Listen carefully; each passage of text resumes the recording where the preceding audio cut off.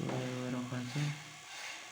Saya Rizal Hidayatullah dari Fakultas Teknik Elektro ingin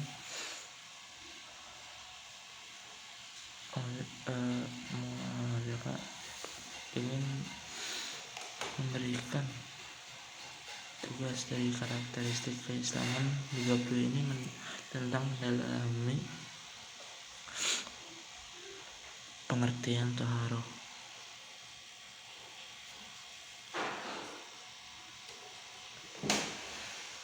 Taharah sendiri dibagi menjadi 4 poin, yaitu pengertian taharah, hakikat dan fungsi taharah, sarana taharah, hubungan taharah, dan kebersihan dan kesehatan lingkungan. Pengertian taharah. Taharah menurut dari bahasa Arab adalah bersih dari hadas dan najis, yang berarti suci. Taharah adalah merupakan suatu keadaan yang terjadi sebagai akibat hilangnya hadas dan kotoran. Hadas dibagi menjadi 2, yaitu hadas kecil akbar dan hadas besar akbar. Hadas kecil atau akbar. Hadas kecil adalah yaitu akibat mengeluarkan sesuatu dari kubur atau kelamin wanita maupun pria atau dubur, meskipun yang keluar itu dalam bentuk angin, termasuk juga akibat menyentuh kelamin dengan telapak tangan. Yang kedua, hadas besar atau akbar. Hadas besar adalah yaitu akibat melakukan mandi dari sesama haid, nifas, wildah, dan bagi orang-orang kafir yang masuk ke Islam dengan kata lain disebut dengan hadas kecil, yang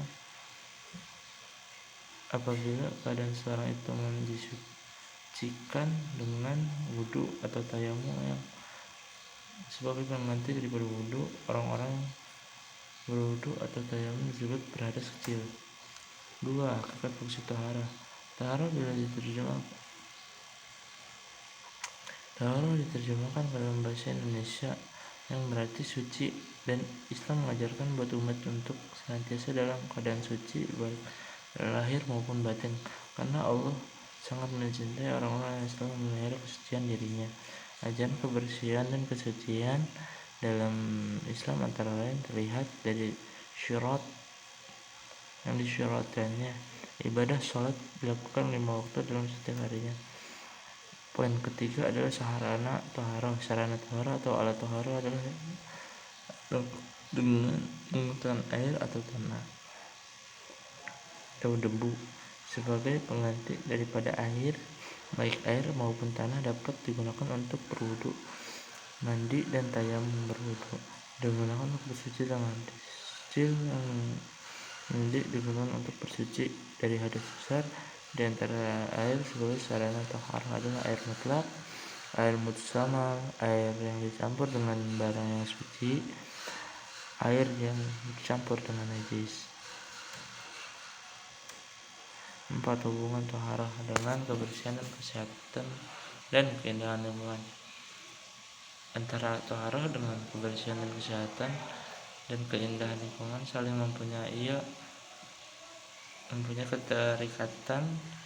Kata bersih sering diungkapkan untuk menyatakan keadaan lahiriah suatu benda, seperti air bersih, lingkungan bersih, tangan bersih, dan sebagainya. Terkadang juga bersih ini memberi pengertian suci seperti air suci, dan biasanya kata bersih lebih sering digunakan untuk ungkapan sifat lahiriah, sedangkan kata suci untuk diungkapkan sifat batinnya seperti jiwa yang suci. Mungkin dari pengertian taharah cukup sampai di sini saja. Mohon maaf bila ada kesalahan dari pengucapan saya. Wabillahi taufiq wal hidayah. Wassalamualaikum warahmatullahi wabarakatuh.